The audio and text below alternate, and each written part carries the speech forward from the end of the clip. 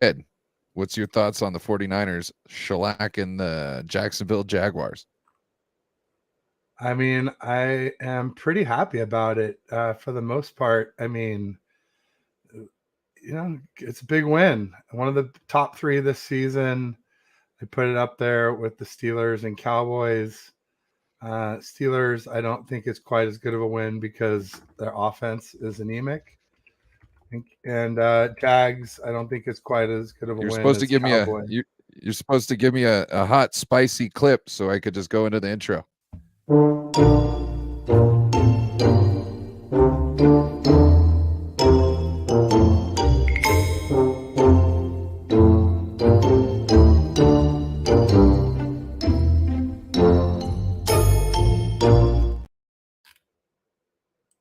Come on, Ted. I thought you knew how we did this. I don't know. I was in the middle of like retweeting and Jeez. getting the word out, promoting the show. So I was only half paying attention anyway. My apologies. But I'm here now. we got the retweets out there. Let people know we're live. we got Brian Hopefully in the house. they will flock in droves. Bryant Culp, what's up? Make sure you check out his channel. Give him a like and Daniela subscribe. Thompson. Yeah, most definitely. Danielle. And then we got Jason Niners Smash Massey from the Niner Faithful Radio. And make sure to go check them out on YouTube also. Absolutely. Well, it's Tuesday after it's Victory Tuesday. Victory Sunday. Tuesday. We're Victory Tuesday. It kind of, it's been a couple weeks since we could feel like this, Man, what was your thoughts? What was your thoughts after? Like, was there a sense of relief at the end of the game, or was it like, okay, you showed me that, but how's the rest of it gonna be? Like, are you gonna slip and fall again? They will. I mean, I think it comes down to we got a lot of heavy hitters on this team. We're very much like the Rams were the last few years leading up to their Super Bowl win, where they got a lot of big guys and the rest of them are just guys. And, when the big guys are injured or decide they're not really ready to give it 100%, they're not really 100% there, whether it's physically or mentally, then it's tough for the just guys to make up for that. And we've been seeing that the last three games. So they showed up last night. We got Debo back. We got Trent Williams, not last night, Sunday. We got Debo back. We got Trent Williams back. We got Chase Young for the first time. We got Dre Greenlaw healthy. And I think to top it all off, they're pissed. They're tired of, this feeling of like, oh, we were supposed to go undefeated or win the Super Bowl, and then all of a sudden we dropped 3 games. And why does it take 3 weeks to get there? Some of us, why does it take 3 weeks? Why does it take 3 weeks? We're even questioning if we'd make the playoffs or not. I mean, I think I said to you last week, like I struggle to find 7 NFC teams that could keep us out, but maybe the Vikings could with Josh Dobbs. I don't know. If we kept playing that way. Not if we play like we against the Jags, it's hard to imagine who could beat us. Well, obviously they could keep us. Yeah. Yeah. And there was no clear reason for why we were playing like that. Like you can be like, oh, Trent Williams and Debo is out. That's why we can't win games. Yeah, well, the defense is blowing stuff out there. You know what I'm saying? They just they're just sucking out there. And you think it's just Debo and just Trent? No. Like, I don't think, okay, maybe Trent. Okay, because with the run game, passing, all that, okay. I don't think that's 100%. But I'll give you that one. But maybe it's Trent. But Debo, he's great. He's very talented. It's nasty when you got him and CMC on the field, but it's not like we can't win without him. You can use CMC as Debo. You can use Debo as CMC. Essentially, they're not the same person, but they've got the vision. CMC, they got the speed. They're hard to hit. they're they're drop right, but why was if he wasn't used constantly all the time, Yeah. he wouldn't be as used up. Oh, used constantly? You mean like at the end of the game when it's Oh, 34-3 and Kyle lets him come in and try to win some, I'm not going to say meaningless personal, record, but I mean, come on, what's more important, that or having him, healthy for the playoffs and the stretch run and the Super Bowl? I mean, come on, priorities here. It's like everybody's like, oh, well, Kyle wants, CMC to be happy with him. And I'm like, well, I don't if you care. Kyle is noticed, there to it's protect not like he CMC had from himself. well, yeah, but he So didn't he didn't. Absolutely did not. Kyle's little Cabo crew runs the have him in through show. the Like, whole drive. He just put him in at the end. But yeah, no, I'm upset with I'm okay Kyle with for that. that. I'm not tripping on that. You're okay with leaving CMC in? Some people are. Yeah, I get it. I get the people that are. They're like, hey, it's I'm a big okay with record. I didn't even answer, bro. So I'm cool with bringing CMC out. I'm cool with you realizing that he needs to score a touchdown to keep his streak going, and you wait until you're in scoring position and then you put him in. Yeah, I'm right with that. Am I okay with having him go all the way down the field just so he can go into the end zone? No, let somebody else do that. Am I okay for him putting in a couple more plays? It's not like I don't know. It's And the way he was kind of getting out, it's like it wasn't run plays. It was more like pass plays. So therefore, you're not going to be in those roll up position, going through the line, getting rolled up by three big ass men. So like I'm not too worried about that. I'm more worried about why is he all in every other drive throughout the whole freaking game instead of when he goes on a good long drive, sit him, rest him. That next drive, Yeah. let somebody else take the first half of the field. You know Where's what I mean? JP Give them all Mason? that rest. And then when you need to get into the red zone, JP Mason, Ty Davis Price, Elijah Mitchell, just get those guys in there. Let them take off put Christian McCaffrey in. Yeah. If you got Definitely. to have him out there most all the time, you got to figure out how to give him some breathers so he can save himself. You can save him for later on. Hope want to say hi. We got James in the house. Uh-oh. You frozen, Ted? No, you're No, moving. I'm fine. I'm fine. James in the house. What up, James? I think we got a lag too. We definitely have a line. East Coast Red and Gold. Jess. What up, Jess?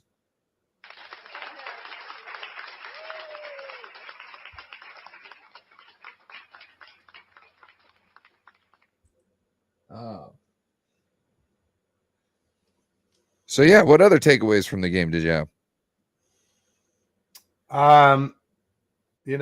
People say Wilkes to the sideline, and I guess that probably helped. There, Ambry Thomas said it was nice to have him there, and a few other people made comments about it. I think playing press man coverage with our corners was the bigger thing, and keeping Isaiah Oliver off the field other than 3 snaps. I think those were the two biggest things for our defense, along with adding Chase Young, of course. Also, as I mentioned earlier, having Dre Greenlaw healthy, all huge boosts to the defense. Another huge boost to the defense. And sorry to say it, before we get too excited about this being some all-world defense, all of a sudden by just adding Chase Young, Jaguars' offensive line is ranked somewhere near like bottom of the league. So it may not look quite as good against teams with better O-lines, just to warn everybody out there. I talked about it in my article before the game, and then we got 5 sacks. I talked about Tank Bigsby being a fumble risk. He didn't fumble, but he did have the tipped pass that Huff intercepted, so bad hands. Not, once he had the ball, but before he ever secured the ball, He failed to do so, and it gave Huff an easy, lazy pop fly for him to intercept. And then I also mentioned D'Ernest Jones, I think is his name, the kick returner, wide receiver, was a fumble risk, but he got injured earlier in the game, so he really didn't have much of a chance to fumble. But anyway, I felt pretty good about my prediction. Now, my score prediction for the game was terrible. I said 24-21. Couldn't have been much further off than that. But, I just expected the Jags to show up a little more than they did. And I didn't realize the Niners would be so pissed and play so well. It'd be so healthy. It was great. There's a lot to like, for sure. Ryan, can I tell you something I really don't like about the win? Something that's been pissing me off since the win. What? All the idiots saying Purdy's better than Mahomes are back, man. All the knuckleheads saying Purdy's elite. He's a top 3 quarterback. He's having a better season than Mahomes. I'm like, yeah, Mahomes only has Kelsey. Hello.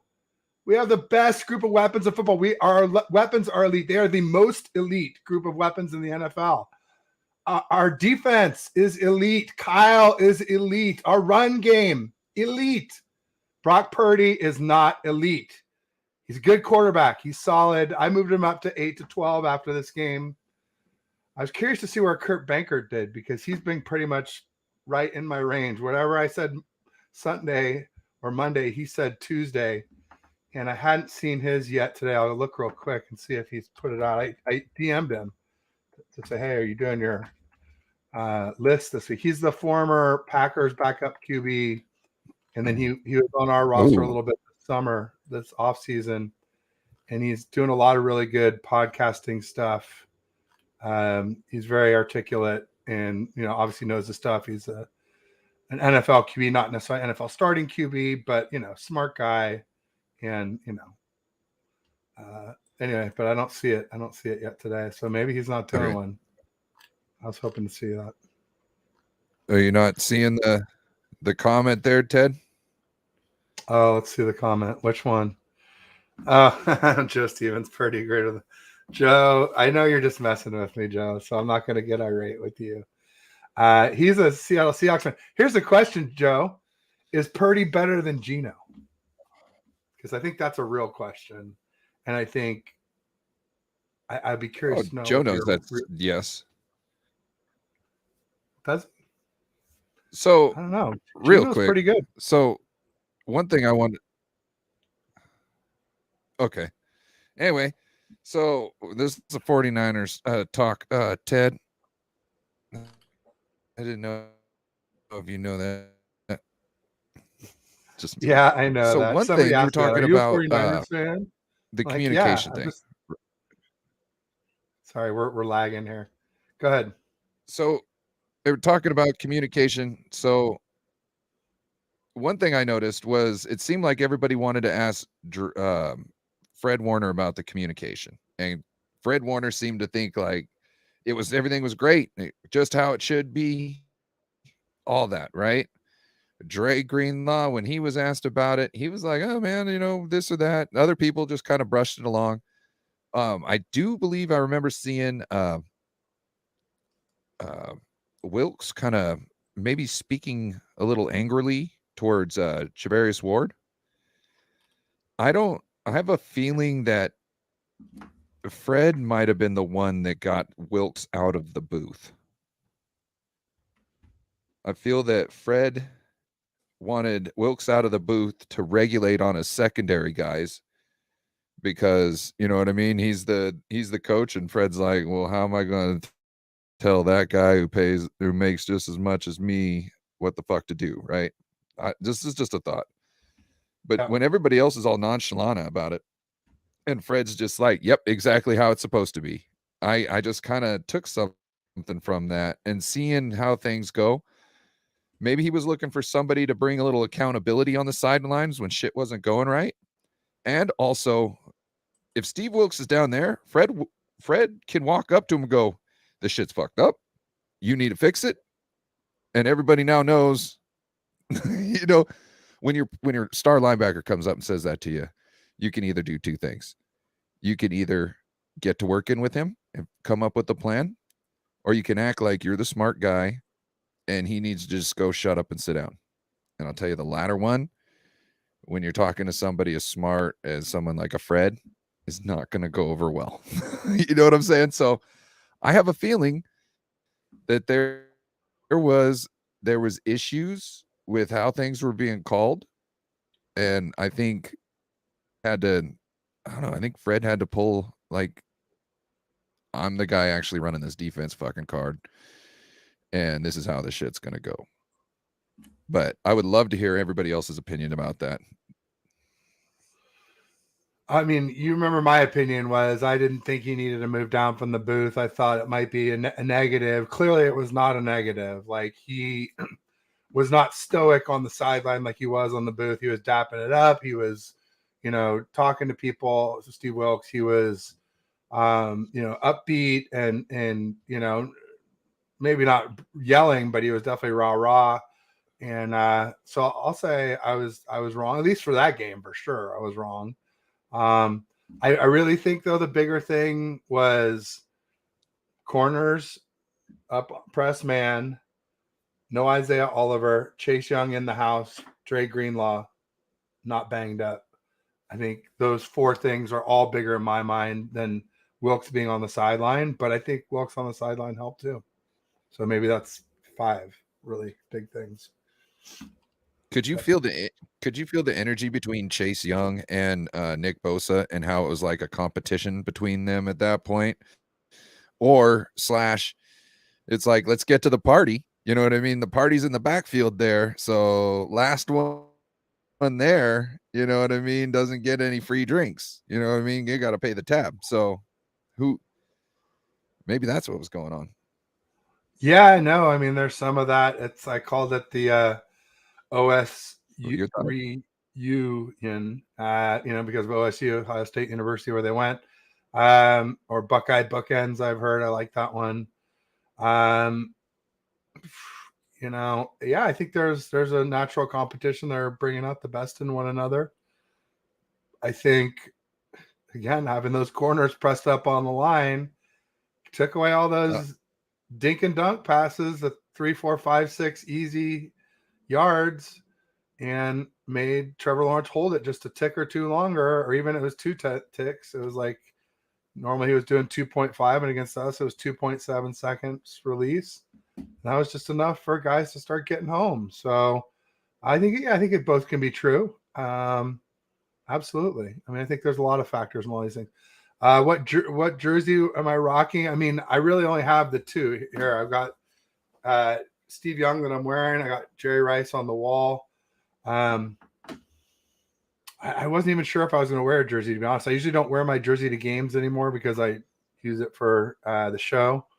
But I guess for this one, I'll have to wear the Steve Young. And it also has a Miss Deb top hat on it. So I guess that has to go visit Levi's. It hasn't been there yet. So I'll probably wear this one, Pablo. Great show today with you and Nick, by the way.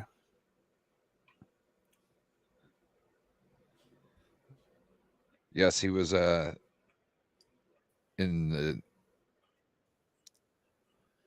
you were talking. I don't know if you've seen it. Oh, absolutely. So I guess I'll convey that. Go way you. back. We got CarCast in the house. What up, CarCast?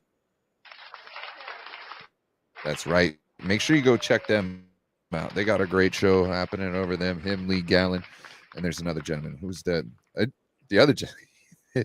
Nick, Paul, and I can't remember his name. Nick, Alex Simpson. I think. They have really good show together. They're always tossing jokes back.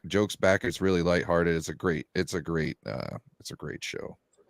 Well, and they do these really evil would you rather scenarios, like, that's what I was talking about. It seems like they get enjoyment out of torturing the other one with them. Watching each other squirm. Which I totally appreciate. Squirm, yes, it's great. It's perfect. Yeah.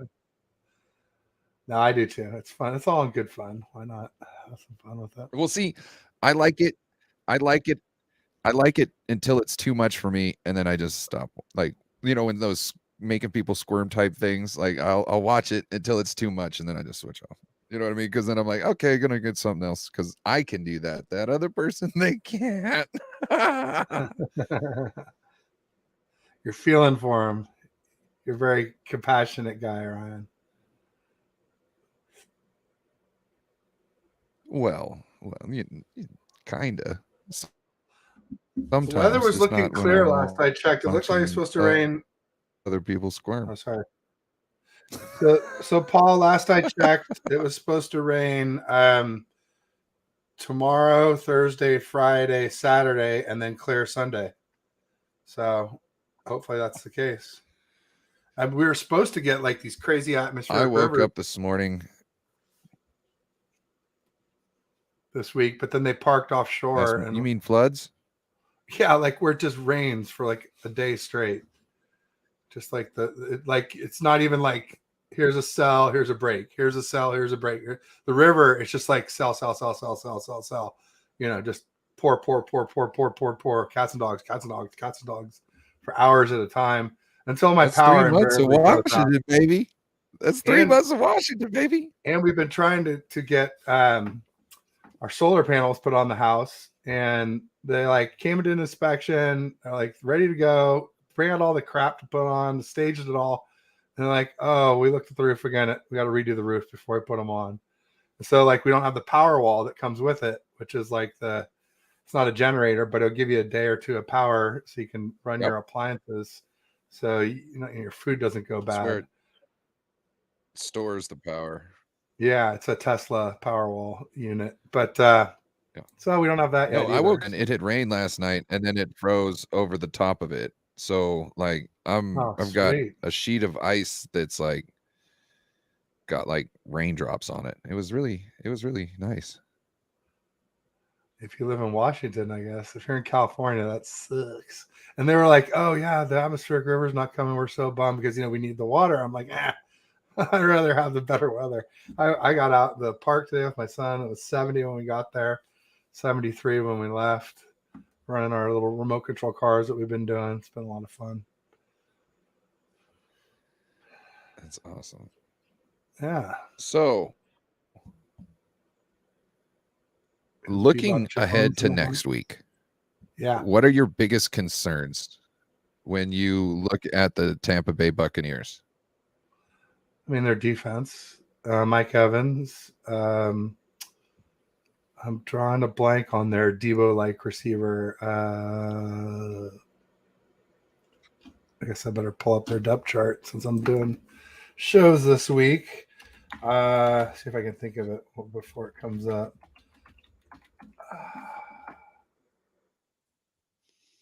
Do our lads here. But yeah, mostly their defense. Chris Godwin, that's his name. They obviously have a really good left tackle that we could have had if we didn't draft Javon Kinlaw. Tristan Wirfs is amazing, but I don't think much of the rest of their O-line is. Wirfs. They have Cody Mock, who is the North Dakota State guy with Wirfs can't block. But yeah, they got Vita Vea on defense. They got Devin White. They've got Levante David. They've got Joe Shoyan Trianka. They have I'm missing somebody. Shaquille Barrett, probably their one of the better DNs in the league. They've got good corners. Carlton Davis, although he's listed in red, so he might be questionable. They have a great safety in Antoine Winfield Jr. Ryan Neal is a decent safety. He was a former Seahawk. And Jamel Dean is a very good corner. So they have two very good corners, Carlton Davis and Jamel Dean. Nickelback Christian Isian. I've never heard of him before. So it looks like maybe Josh Hayes is out. So I think he's a backup. So maybe we can attack. Oh, you never heard of Nickelback? You're so lucky. Living photograph to remind you of what I really am. Oh man. Sorry, I shouldn't even prove that I know it. But yeah. If you act like you don't get that joke, you're the coolest one in the room. That is cool. I am never the coolest one in the I room. feel sorry for Nickelback You though, never have to because worry about that, bro. I That is I never a problem with me. I never really trashed him until everybody else started trashing him, so I just kind of piled on, and I again Yeah, I mean, giggle I and rocked laugh out about to it. them So back in just the to be day, honest, but then I like just kept getting played, and then it got old. And all the losers liked it, so once I the had to not. chicks like it, I'm done with it. I'm just saying, once the chicks like it and the guys that were trying to mac on the chicks are always playing it, I don't like it. There you go. I don't know why that is, but that's what I found. Good rule of thumb there. Good rule to live by. So, Field. so Baker I mean, Mayfield. Well, hold on. So Baker Mayfield. Hold on. Let me finish the question. So Baker Mayfield planted the flag on the Ohio State field, and Chase Young and Nick Bosa were both part of that team, and I believe Chase Young was in that game. Type of game. You know, where Nick Bosa was taunting Baker the whole game. oh yeah, And now if he's not going to Baker. have two people taunting him the whole game. Baker, you good? I mean, Baker, you I okay, thought he was bud? faking You good? Faker Bayfield. He was faking an injury, isn't he? So he doesn't have to play. It's broken thumb or something. Is he? Baker Fairfield. Oh, I didn't hear that. Somebody mentioned it. No, the on Bakerneers. The Bakerneers. the Bakerneers. Because they did Tampa Bay. Yeah, the Bakerneers. So it's the Bakerneers. I mean, I like bacon, so that's probably not the best one. Yeah, and my bro, I stream with a Bucks creator named Buck What You Heard, but he wasn't really able to make time for me this week, so I think they know what's coming. I think he's also traveling out here to be here for the game, so hopefully we'll meet face to face. Gene is his name, and so he might actually not have time. He might actually not, yeah. But he asked me, he said today, and I gave him all my time today. Maybe the times I gave him didn't work for him. Maybe he needed something later at night, and that's usually difficult for me. So who knows? I'm not going to accuse him of ducking, but he probably ducked.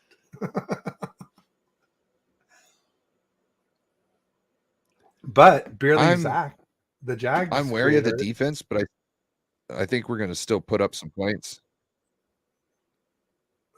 I think our defense is going to, if they played the way they did last game, I think our defense is just going to smother them. Seems likely. I don't feel them being able to do much when we're firing all cylinders, especially when they can't get anything done on third down when people know you have to pass. So I think the running back's pretty good. Give our Rashad White offense a lot of time to get going if in the beginning. Bryant says Tampa Bay is scary. Don't underestimate them.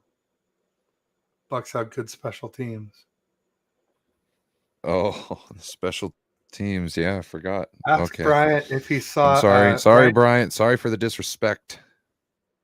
Bryant, did you see Ryan Hensley's post?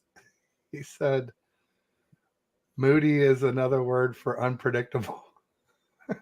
One of the definitions of moody is unpredictable, something like that. I was like, "Oh man, I hope Bryant doesn't see that," but I kind of in a way hope he did, just because I gotta give you grief about it always, you know. Laura Cat. We got Laura Cat in the house. Thank you for stopping in, Laura Cat. She says, "Hiya. I'm here for no BS." She doesn't want the BS. I'm 187. And then we got 187 in the house. What up, 187? I expect 2 picks and a fumble from Baker. Yeah.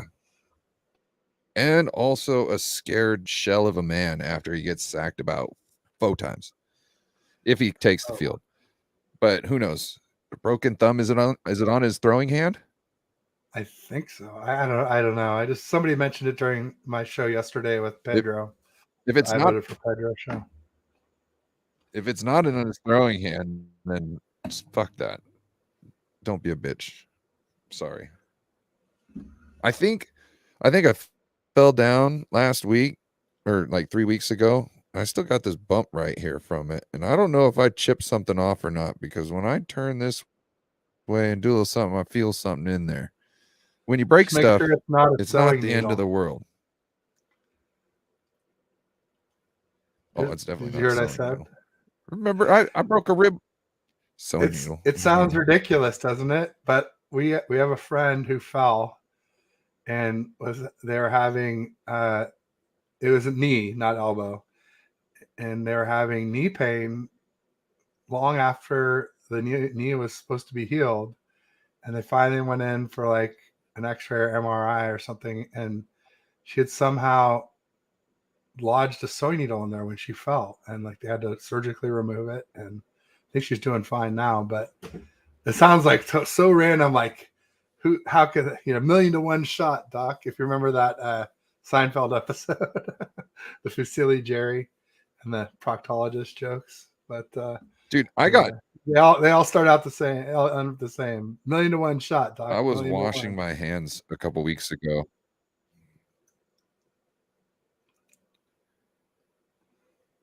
And I was washing my hands and my thumb hit the top of the thing and like metal shards got into it. And I was like, So I was cleaning it out. I thought I got everything. And then I was, looking at it later. Turns out it wasn't a scab. There was another metal piece under there I had to like cut out. And it's stuff that happens. If you wait a couple days for the skin around it to kind of die a little bit, it's nice and easy to cut out. It doesn't take very long. Oof, sounds painful. Just this is how you do it. I mean, I guess it's better to get sharded than to shart. So yes. I had a piece of glass stuck in my finger one time, and I had to ask somebody for their box knife so I could use the blade to like cradle the underside of it, because it was really thin glass and I didn't want any of it breaking as I pulled it out. So I did that, pulled it out of my finger, took it off, cleaned off the blade, and I handed it back to him. And he's like, no, like he's about to, fix my finger. Everything's good. And I hand it back to him. And he's about ready to go white. He's like, no, you got to throw that away. I was like, okay, man. All right, cool. Nothing nasty. much. Nasty. 187 had a good tidbit. Last time we played Baker, the franchise. When you're used to certain things, you know what I mean? And it's not. Oh. 187 says last time we played Baker, the franchise did a full rebuild in Charlotte for the Panthers. Yeah, they put Sam Darnold in. You're desperate when you turn to Sam Darnold. I hope we never have to count on him this year or any year.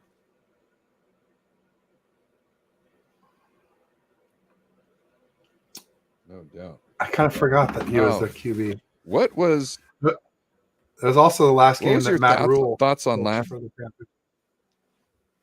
Sorry, I was saying it's also the last game that Matt Rule coached for the Panthers. They fired him after we played the Panthers in 2022. All right, you're up.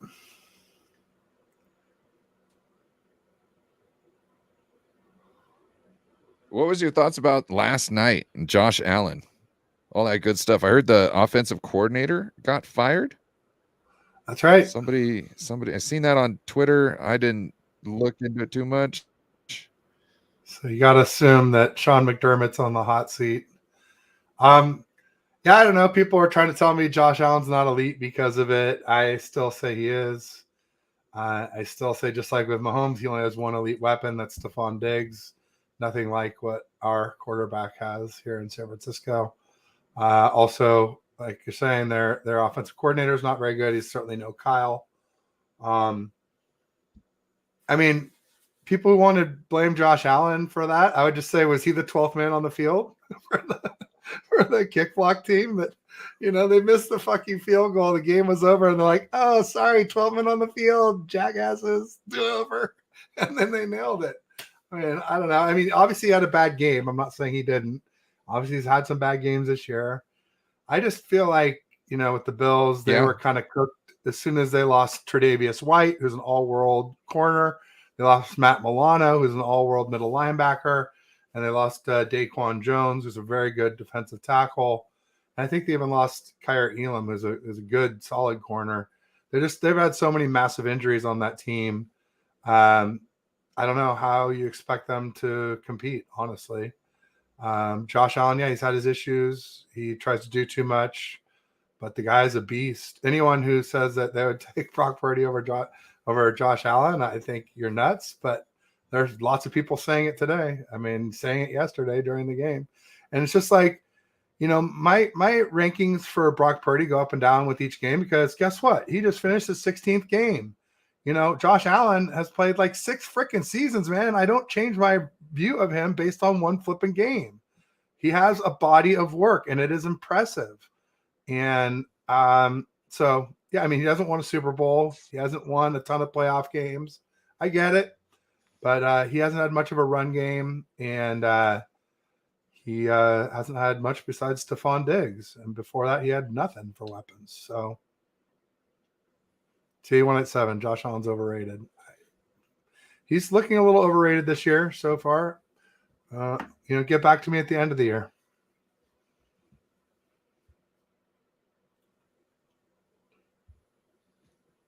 But the real question is, does Buffalo have a real adequate kicker? Because that's what's keeping them from winning it all. I mean, right, definitely Denver doesn't. Or I guess it's the holder in Denver who is botching it. But, man, Denver, like, they missed 2 extra points. Then they missed the winning field goal. And then they do over 12 men on the field. Yeah. And they did it over and they got it. They finally hit it. But, yeah, I think the Bills kicker is pretty good, but I'm not super familiar. I'll be honest. He's all right. He's not bad by any means. He's a good kicker. That whole Bills team looked so inept last night, to the point where, like, Corey and I are watching the game, and we see them come out and start running the ball with Cook. Well, first thing, Cook fumbles the ball in the first play from scrimmage.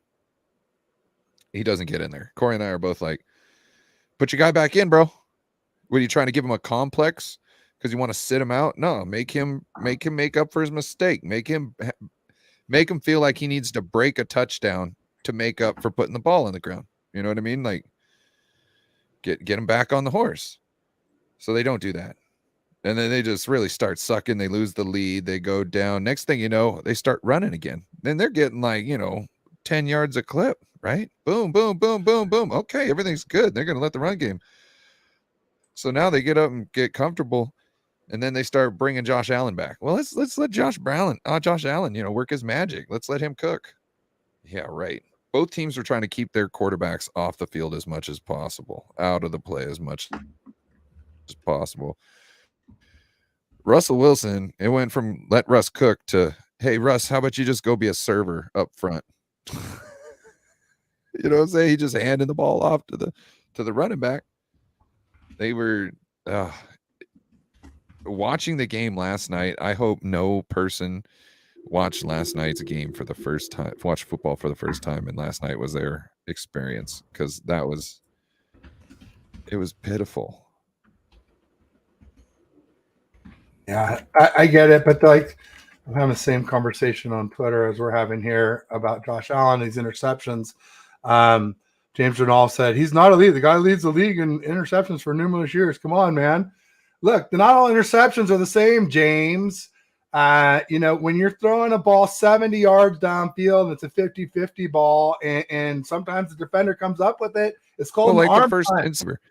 But what? The second one, the first interception I'm not last night talking was about on in the one receiver. game, His Ryan. I'm second talking about in the interception was history of totally his on him. career. They're mostly these deep heaves. They're Right. 50-50 balls where they But don't if really you care if it's intercepted. And if they isn't, it's a but huge, if you look massive at last game. night's game, you can see how that half of his interceptions from last night weren't his fault. That was Yeah, the and it's point I like, was and trying to make. oh, thank you. I appreciate you backing me up. Thanks, bro. Yeah, and so, and I would also, it's not like Jimmy G throwing it underneath the fucking linebackers, where it's just like that he didn't see. Very much like the one that Brock Purdy threw to Logan Wilson. I don't think I'm not so sure that he didn't see Logan Wilson in the Bengals game. I think he just had a terrible throw and just was behind and short of the target, and Logan Wilson was there. But bottom line is very different than an interception like that, where it's short and it's not kind of half intended. It's not a 50-50 ball. Your guy's open and you threw the ball poorly and you threw it to the defender. That is a terrible interception.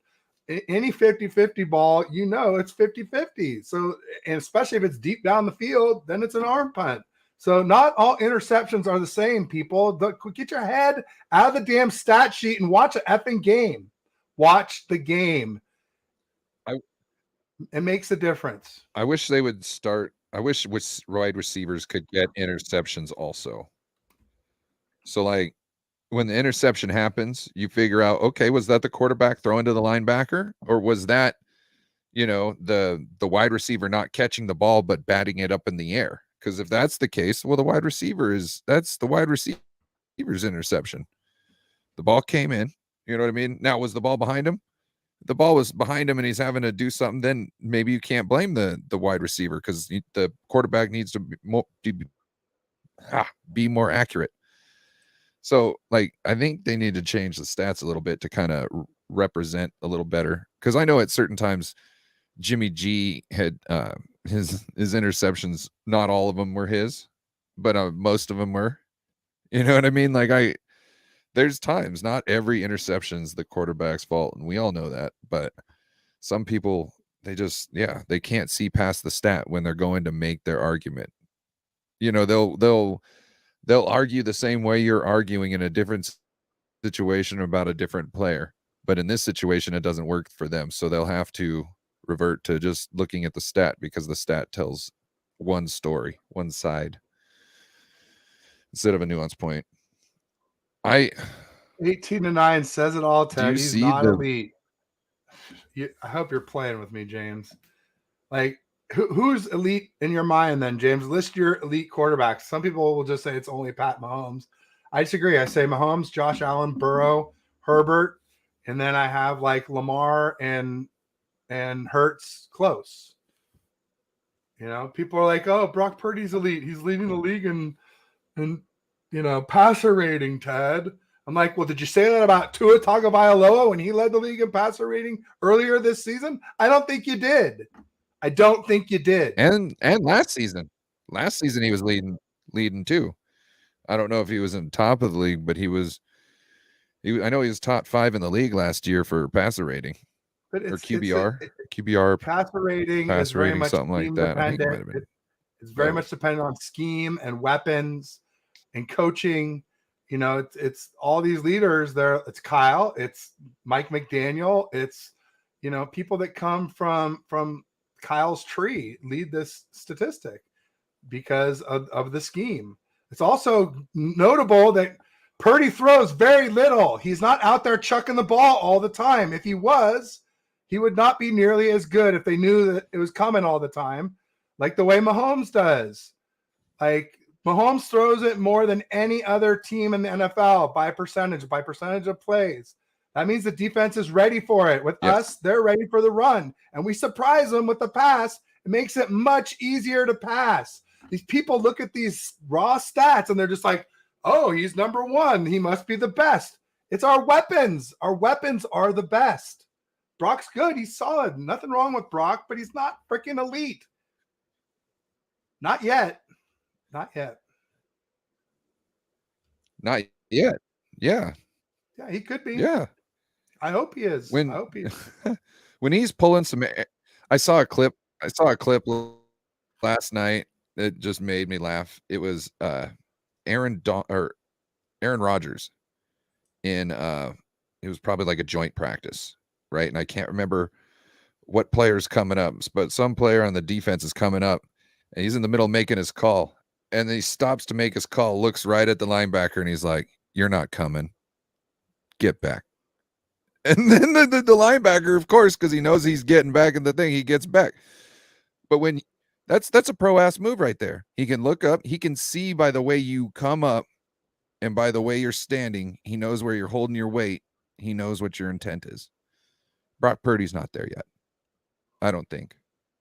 Because that's one of those savvy vet type of things that they can feel. But I believe with enough play, he will totally be there with something like that. Like he's a guy who picks up on those sorts of things. He's gonna he like when the defensive player last week, but when one of the interceptions, he the defensive, I can't remember what position it was, but he turns his back one way, but then turns around and goes the other way. Something kind of like what Ed Reed did to Peyton Manning. Not necessarily the same thing or the same skill, but what it did is it threw Brock Purdy off. I'm sure Brock Purdy now is gonna when he sees certain things, he's gonna take a better look at it. You know what I mean? Before he just launches the ball off. And that's what makes you an elite quarterback over time. He's got the brains to do it. And all he needs is the experience and the chance to make the right decisions after he gets bit in the ass with it the first time. That's essentially the recipe for success. You know what the difference between a master and a pupil is? The master has 10,000 failed, hours. or the master has failed more times than the pupil has attempted. Yeah, the master's failed more times than the pupil's attempted. So you got the answers because you made all the mistakes. So, and if he's in this system, I think him making mistakes, it's probably the best system to make mistakes and be able to fix them, because it seems like every part of the system and the scheme is dictated about how essentially football is played, just at the basic raw root of it. So it's real easy. I feel it would be easier to build upon this like workings than it would be somewhere else that's just like, oh, this is our brand of football. We play it this way. The 49ers attack people on the fundamentals of football. So if you're going to play this defense, our scheme is set up to attack the fundamentally sound defense that you are playing. So that's why I say I think he's in a great situation. I think anybody would be in a great situation to have enough talent and enough processing speed in their head to be able to be in that position. I wouldn't say it's cushy. NFL job, QB job in the NFL. No. San Francisco 49ers. No, I think it's name one that's cushier. You could say Hurts, maybe. That's it. That's it. No. The Dolphins, they got no D. I'm sorry, they don't. So just because, I don't know, like it's stressful because look at what they're asking you to do. They're asking you to throw these balls in these tight windows with like a half a second of being able to look and assess. Okay. That's not cushy. That's not cushy. Tight window timing wise, but these guys are running wide open. Ryan. Not they're running wide open for about a half a second or so. Yeah. Maybe a longer. But that's not necessarily, you've got to process everything on the field in about what, two and a half, let's say 2.5 seconds, 2.3 seconds, something like that. Even if you're good at processing things, that's a struggle. That's a struggle. Even if you're good at processing stuff, that's a struggle. I'm just saying. You can disagree, and that's fine. They're asked to do, the quarterbacks in our system are asked to do a lot. I just feel that in other systems, they would be having to do more. Like the workload would be bigger, but maybe not as strenuous in certain areas. Because you would have to be, I don't know. I don't know. I just see that Kyle's asking people to essentially to not work miracles, but kind of strike lightning every time. Look at the run plays we dial up. They're dialed up to be home run shots. If everything goes right, they're dialed up to be home run shots. So tough, then why did Jimmy fall on his face after he left?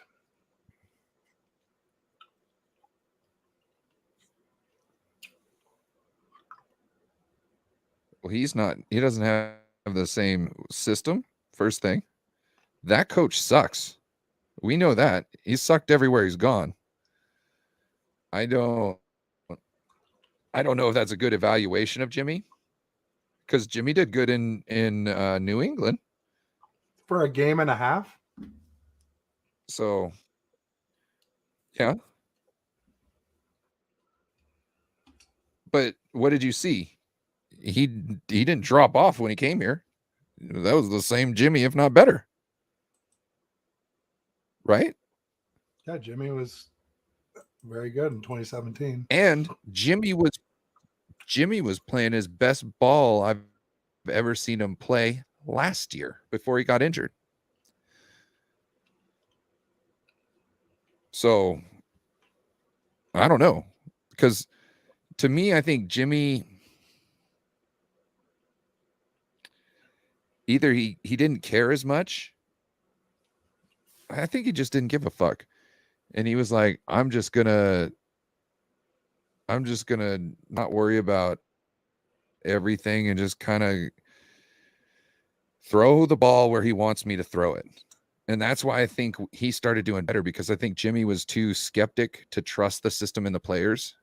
So he was always looking for something else down the field, right? Because, maybe he wasn't processing quick enough. I don't know. He's got a quick release. Maybe he wasn't processing quick enough. But I think that's the thing. And last year he was like, fuck it. So he just let it fly. And that was his best season.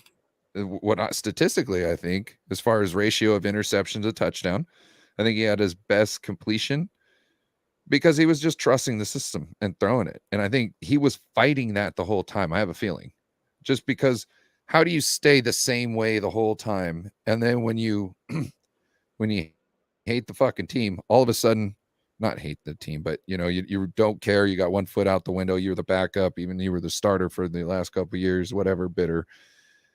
Then all of a sudden you start playing better, like noticeably better, seem more confident. I think he actually figured out what he was supposed to do, realized, oh my God, I was stupid this whole time. I just needed to fucking, I just needed to shut up and throw the damn ball. That's my thought, though.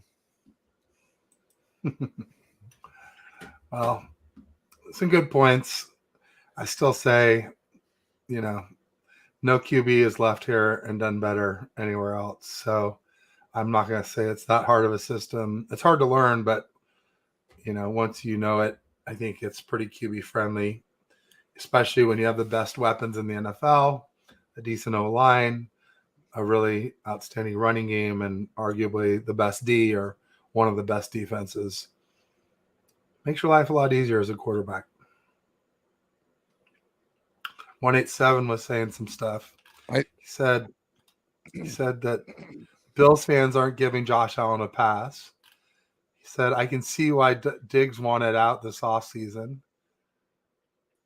Diggs probably wanted out because he realized he's the only elite weapon there, that they can't afford, after paying Josh Allen, to stack the roster the way we've stacked it for young Brock Purdy. That's the thing people forget.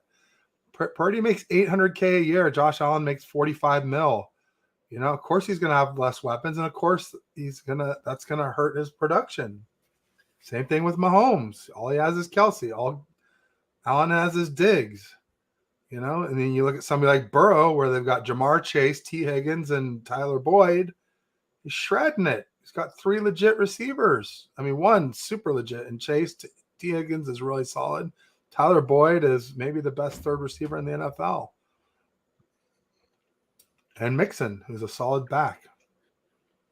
Anyway, so I think when you compare quarterbacks, it's important to compare their entire situation. Who's their OC? What does their O-line look like? What do their weapons look like? What does their defense look like? Because if you don't have a good defense, then you're going to be pressing all the time. You're going to make more mistakes when you're pressing. Other compared to another quarterback who's like, I'll pull it down. I'll take the sack. I'll throw it away, take the incomplete. We'll punt, and our defense will just get us the ball back. I don't have to press. I don't have to put the ball in harm's way. It makes a huge difference, all these things. But casual fans are just like, no, he has so many interceptions, Ted. I disagree. I don't think they're all created equal. And like Ryan said, some of them are not his fault. There was a point at this season where Josh Dobbs had thrown 8 interceptable balls and had 0 interceptions. At the same time, Purdy had thrown 4 and 0 interceptions. Poor bastard Matt Stafford. I hate the Rams, but I'll commiserate with him here. He'd only thrown 3. So 1 less than Purdy and 5 less interceptable balls than Dobbs, who both had 0. Matt Stafford had 5 interceptions at that point. So you're going to tell me Matt Stafford's a worse quarterback because of that? No, it's because his idiot receivers tipped the balls up and they got intercepted the same way Bigsby did, for the Jags, where Huff got his. The ball, Bigsby should have caught that. He tips it up, Huff interception. That's not on Trevor Lawrence. That's on Tank Bigsby. And they really should differentiate that on interceptions, honestly. But that's another subject.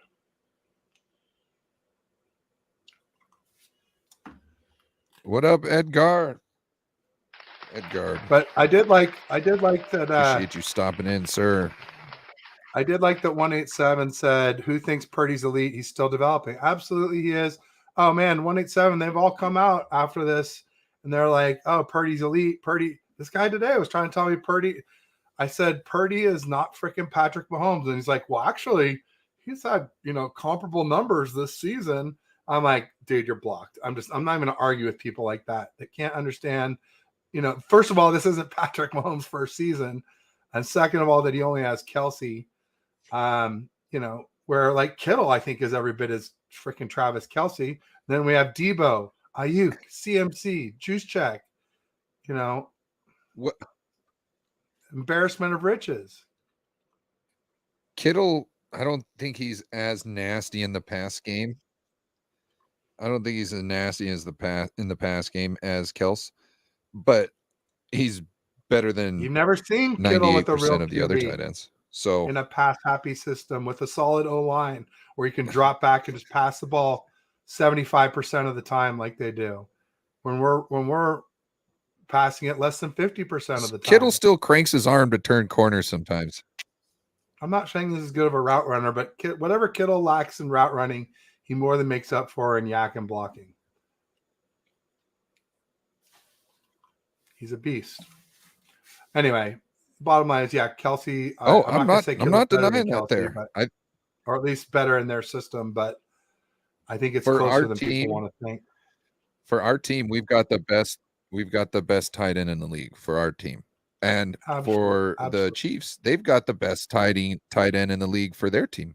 You know what I mean? Like if you bring Kittle to like the Ravens, that would be nasty. You know what I mean? Kels would look all right over here, but he wouldn't be as dominant as he was. He wouldn't be as dominant as he is over there. Here, he's not going to get as many touches, but also at the same time, they do different jobs over here. Tight ends do. 187 said, "Did JG say our place sucked?" LOL. Yeah, he did, and then he Everybody said it gotta was get weird in the dirt. and in San Francisco, basically trying to blame Kyle Shanahan instead of taking the blame himself. So yeah, you're right. 187. That's JG. Jimmy Garoppolo is a schmoo. Who is what? I'm trying to say schmuck. Oh, Can't stand Jimmy G. Yeah. Good riddance. Don't ever come back. Please, God, no. 187 says Bills fans don't care. I've been watching fan Maybe it's like streams all day.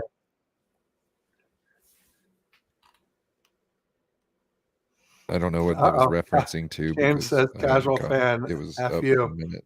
So I saw. I wasn't talking about you, James. You know what you're talking about, but there are casual fans who go just off box scores, or they. I think he was talking about the story where you were talking about the guy saying Patrick Mahomes was elite, or Brock Purdy was elite because he had the same numbers as Patrick Mahomes, which is just ridiculous. It's a high casuality. Yeah. Anything else you want to touch on? I don't know. Are we wrapping it up here? I feel like we didn't really go over offense we go until from the 5? game. I mean, we can go until pretty close. Yeah. Okay. What would you like to touch up on the offense? Is there a certain play, or is there the scheme that we were running? How about the pass to Ayuk? The TD pass across the body, back to the running left. Oh, the sketch. The sketch one. So the reason why I hadn't brought that up, because it seemed like everybody admits that was not a good throw, even Brock Purdy, but everybody's all like, we're happy it just resulted in a touch. So we're going to forget like it ever happened, because you're not going to fucking do that again, right? But give me your thoughts. Well, he had just done it twice in the Bengals game. I think he did it to Kittle. It was different. He was rolling right and threw back to his left to Kittle, and then a TD to CMC right after. Very next play. And we were in the fans were like, oh man, it's one of those no. Oh, yes, nice. But you're just like, please don't do that. Please don't do that. Oh, but it worked. Okay, then I don't know. But now that it's worked 3 times, the big thing is doing it. He was in the red zone. The big thing was he's in the red zone at that point in time. So there's the last time he did, I believe he wasn't necessarily in the red zone. I believe he had more space, he was. And there wasn't as many bodies in there. It was 2 in a row in the red zone against the Bengals. Rolling right, throwing back left. Oh, I'm sorry. I was thinking of a different game. My bad. I was thinking of the Bengals. And so the very next game, I was thinking of like the Cowboys game, maybe. Okay. Yeah, so it's a concern to see him doing that on a regular basis. It will catch up to him, but I mean, so far we've gotten a completion and 2 TDs out of 3 attempts. So it's hard to get too mad at him about that, but you could tell Kyle was sort of like same thing. Like, I'm glad we scored, but I really don't want to see you doing that type of thing. I think he knew after the game, because that was like the first thing people were asking him, if I remember correctly, and he already was like owning up to it. Yep, that was me. I fucked up. Just want you to know I fucked up. Yep, lucky it was a touchdown, but yeah, I fucked up. And then we already talked about CMC coming back in. I was not a fan of it, but you agree with the move.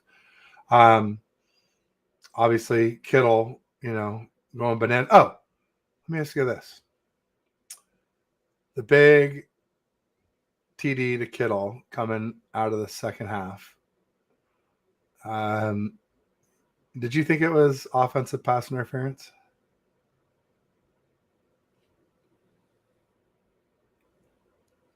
Oh.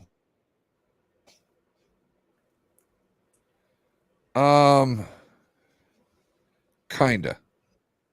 I did. So to me, like it the way I see it is, and you're going to leave, you come into somebody to a certain point. When they're falling down backwards afterwards, that means you went through them. To me. And so that's when, It's not acceptable. But at the same time, if that's pass interference, then the other one that you called against the defensive pass interference that you called against Javarius, same type of shit. Except Javarius Ward didn't go backwards. He just came up, met somebody there, got the defensive pass interference for that. When the other defensive player, and if I remember correctly, it shouldn't necessarily. If I remember correctly, it was past 5 yards. So there's contact. I don't know if the back was moving forward at that time, because if he was moving forward, that would have been any contact within 5 yards, and that should negate. That should be offsetting penalties, right? But I can't remember. I'd have to go back and look at that one again. Yeah, I get the Rob hand D in the fighting house. thing. It just anytime somebody falls down. Good. He says, "Yeah, no, it was definitely not a calming video. I've had a few rants on here. Definitely should go back and watch. Got my blood pressure up a few times." Rob D in the house, obviously great Randy Daytona in the house. He's saying elite efforts because he's been saying that Purdy's elite for a while. Good for him. Silly Fungi is in the house. I was missing you yesterday, Silly. I told a dad joke and I thought of you. I'll have to repeat it. But let's tell Silly's. He says, a pair of jumper cables walk into a bar. The bartender says, I'll serve you, but don't you start anything. Wah, wah, wah. Mine was, I was on with Pedro yesterday and he used the word oscillate. And it reminded me of it. I don't know if it's a dad joke, but it's a punny joke for sure. It's how do you titillate an ocelot? And for who don't know, people who don't know what an ocelot is, it's a cat-like animal. And anyway, so how do you titillate an ocelot? You oscillate its titillot. Wah, wah, wah. Anyway, welcome to the show, Silly. He's a Rams fan, but he's actually pretty cool. One of the few cool ones. Randy has saying something else earlier too. He was saying Patrick was also drafted by a pretty. Oh, hate gets more clickies though. I don't do things to get clicks, Randy. I speak my mind. I don't change on a dime. I'm pretty consistent in my takes. And when I change, usually everybody knows about it, and there's usually some big kerfuffle. All right, here's one thing I liked about the win, Ryan. Here's one thing I really liked about the win was, remember what was going on before the win was people were saying, oh, Ted, we haven't won since you jumped on the Brock Purdy train. And so you can't say that anymore. We won a game. If I did jinx us, the jinx is over. And I guess now I'm pretty much off the train because I'm not on the elite train. I'm not on the better than Pat Mahomes train. So I'm going to dig my heels in on those for a while. We'll see. But Nancy Cameron's in the house too. What's up, Nancy? Good to see you. Bebop says, my cat is named Ocelot, a.k.a. Ozzy. Awesome. That is awesome. Bebop, bebop, bebop coming to us from Bethlehem, PA. So it's probably quiet back there with the Eagles having a bye week last week. But hey, my connection is kind of getting bad, so it's kind of hard to hear you in between the chops. Is it okay if we just end the bad boy? Yeah, we can end the bad boy. Thanks everybody who came out. Say, happy Victory Tuesday, big win over the Jags. Let's keep it going versus the Bucks. I'll just say peace and go Niners.